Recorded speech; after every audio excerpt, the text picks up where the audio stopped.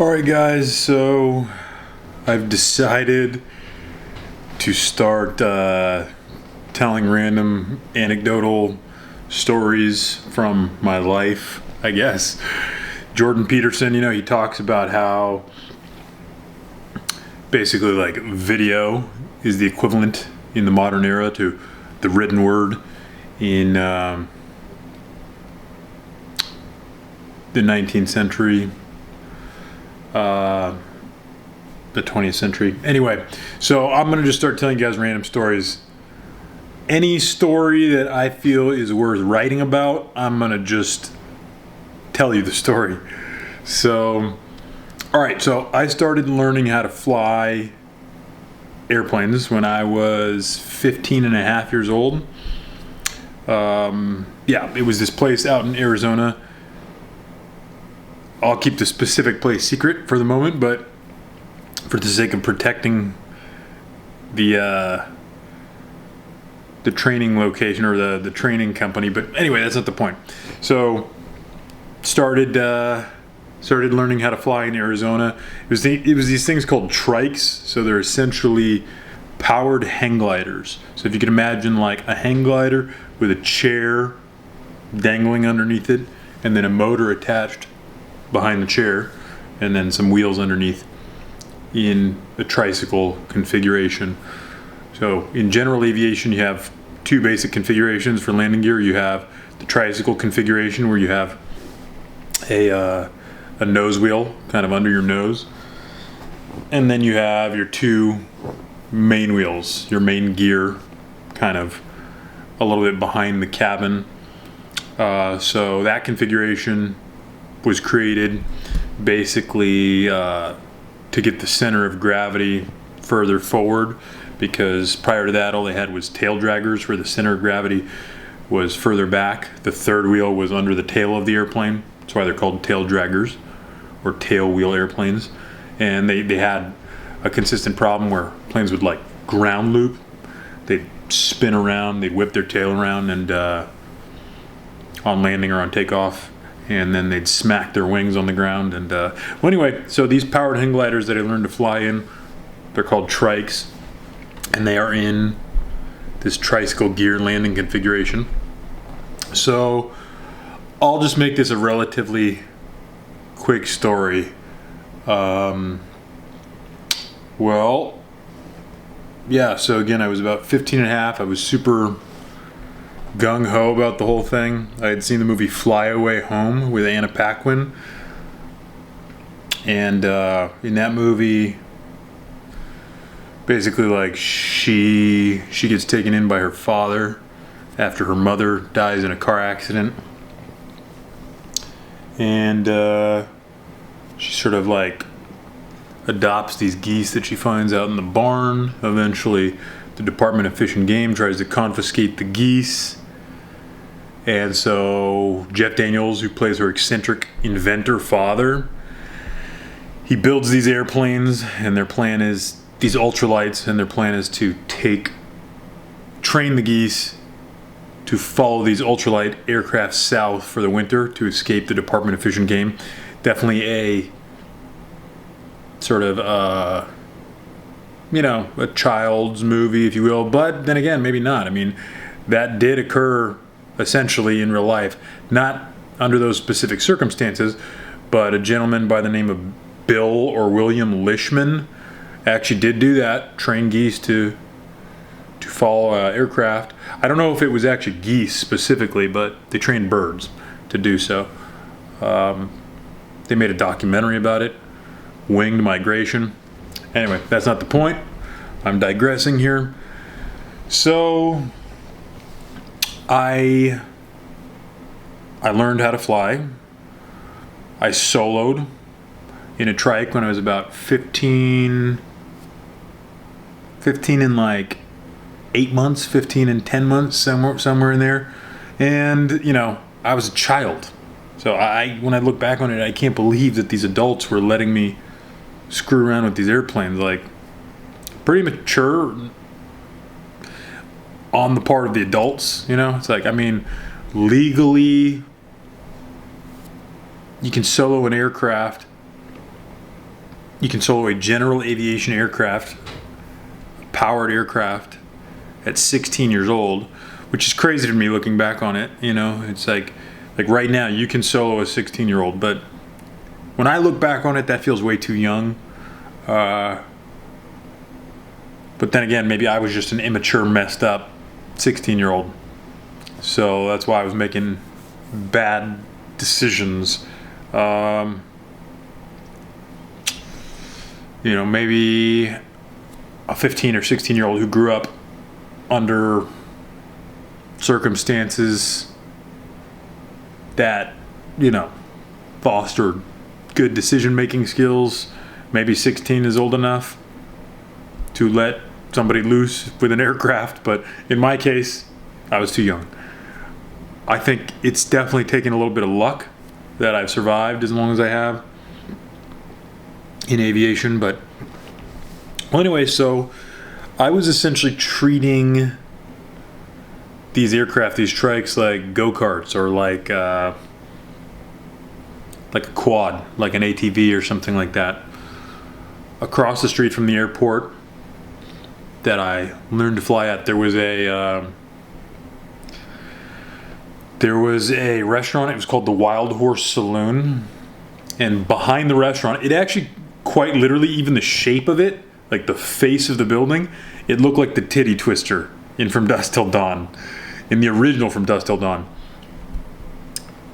It was kind of like that. It was like a rowdy spot. It's all bikers and just, weathered people, just drinkers, and it's pretty gnarly.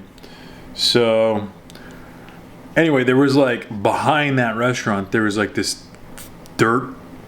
It was basically like a dirt strip, almost like a dirt landing strip. It wasn't for aircraft. It was actually just kind of like this little stretch where all these bikers and quad riders and dirt bikers, they would just kind of run back and forth on this little dirt strip behind the restaurant. And so there's this flat dirt spot. So what I would do is I would literally come right over the top of the restaurant in a trike, 50 feet over the top of the restaurant, and then I would kind of drop down and get into a low pass configuration right on top of that dirt strip, and I would do a low pass or a low approach for the entire length of that dirt strip. And there'd be bikers and people on quads just sort of paralleling me, or kind of just along the, just off my wings, just, 20 feet down on the ground. And then we'd kind of race each other, literally race each other to the end of the dirt strip. And then I'd peel off, and then they'd do whatever, they'd turn around, whatever. And then I'd come back and I'd do it in the other direction. It was a lot of fun, but stupid for sure. There was another thing, or another place that I started going to after I first soloed, maybe 15-20 minutes away from the airport, my home airport there. There was a remote control aircraft field, and there was sort of this sense of camaraderie. I found it randomly. I would just sort of go exploring when I would take one of these trikes out, and I found it randomly, and I would just, I'd circle around from, 500 feet up, and sort of walk them down there and kind of admire them. I actually, I respected it, because when I was about 13 years old, I learned how to fly RC helicopters. That got into my head in a weird way too. The original PlayStation, there was this video game called RC Copter, and you have two separate joysticks on the original PlayStation.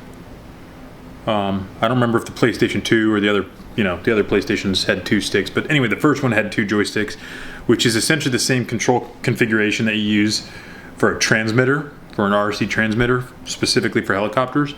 So actually, the controls were basically identical. Up and down. On the left stick was your collective, so that makes you go up vertically or down vertically. Then left and right on the left stick was your tail rotor. So that would yaw you to the left or yaw you to the right.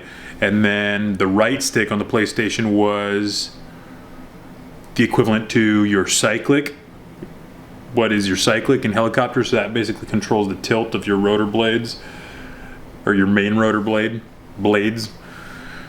So anyway, the controls were very like similar in RC copter, or actually identical to RC copters in real life. But anyway, I played that video game for 6 months as a kid on PlayStation. It got me into RC helicopters, and so I kind of had a thing for like RC when I was, at least RC planes, RC helicopters. Anyway, so when I found this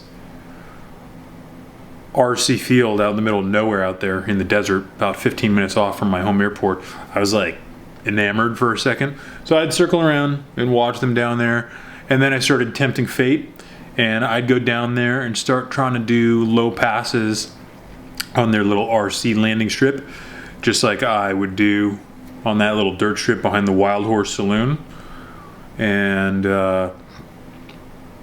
it's actually sort of surprising looking back that nobody hit me and I hit nobody else, you know.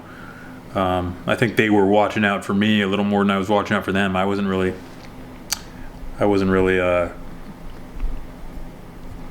thinking about it on that level, you know. I wasn't thinking through it all the way.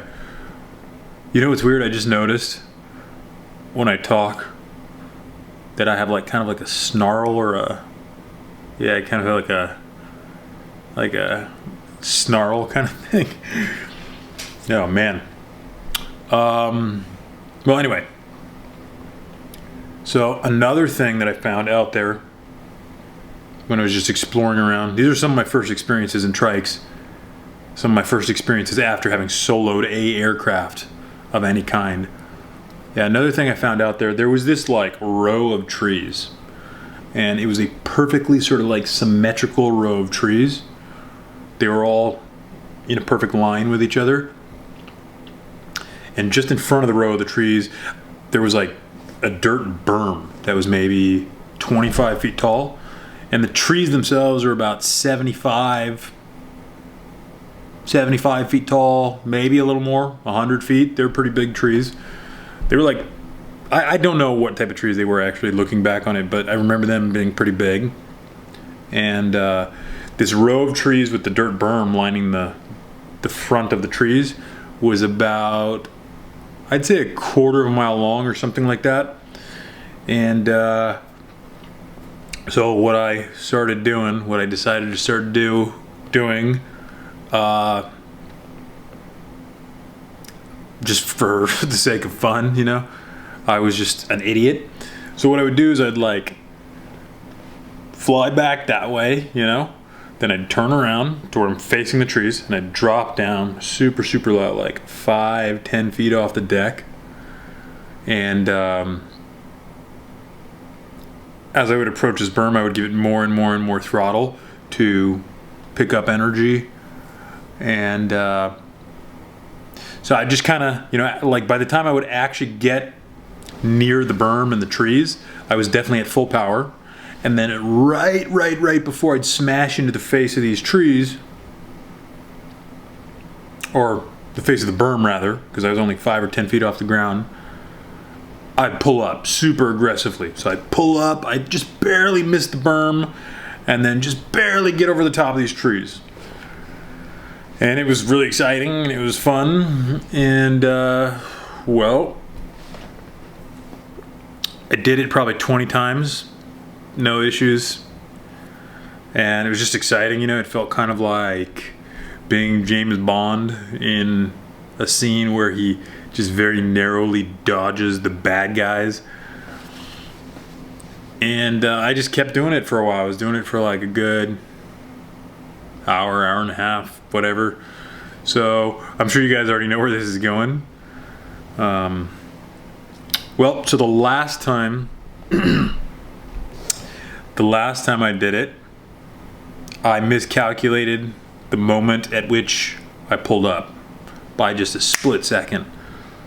So same deal, 5-10 feet off the ground, full power by the time I get to the berm, and right before I smash into the face of that dirt berm, pull up super hard, and then just kind of felt this weird sensation. I didn't know what it was, so I pull up all hard, and then it's just kind of like this, like, just wobbly kind of feeling, and like this very vague squeaky sound, you know. It's kind of, and I was kind of very casually like yawing to the left and the right, and it just subsided over a few minutes, or like over a minute or something, and I had no idea what had happened. I was like very confused at first, just like trying to figure it out, and then it just clicks. I was like, oh my god, I just hit one of those trees. Like, that's what happened.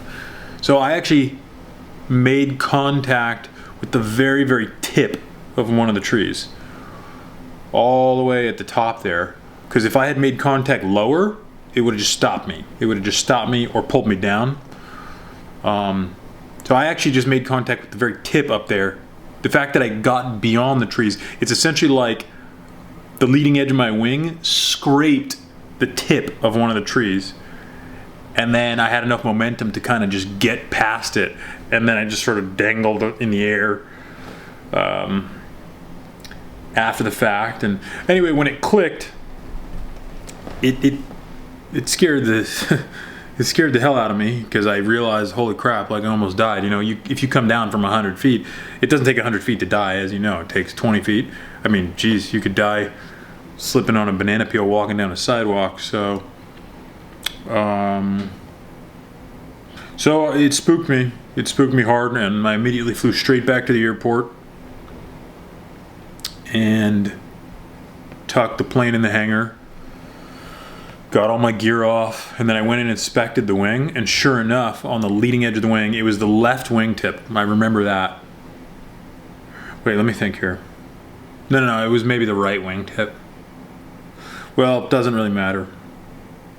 I think it was the left. But that's not the point. Anyway, sure enough, there was debris on the leading edge of the wing. There was like green and brown debris on the leading edge of the wing, and the fabric that those trike wings are made out of is called Dacron. It's kind of like, it's sort of like, if you could imagine like the canvas that people paint with, but if you sort of coated it in a layer of plastic, that's sort of what Dacron is like. So it's just like plasticky fabric stuff. And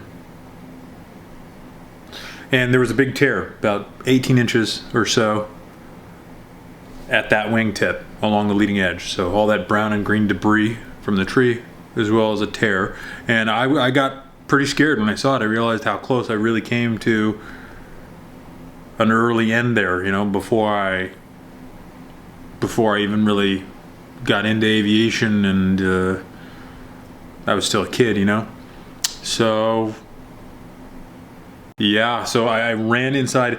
We were all living on site at this airport. We lived in these little mobile home kind of things, very close to the hangar, about 50 feet from the hangar, literally. And so I ran inside this mobile home, grabbed paper towels, soaked the paper towels in water, ran back out to the hangar, and then just wiped down the leading edge and got all that debris off, because I recognized that if the adults knew what I had done, that was it. I was done. They would have 86'd me right there. So washed it all off. The green and brown debris, I got it off to where you couldn't, like, that was just gone. You couldn't see it. But the tear was still there.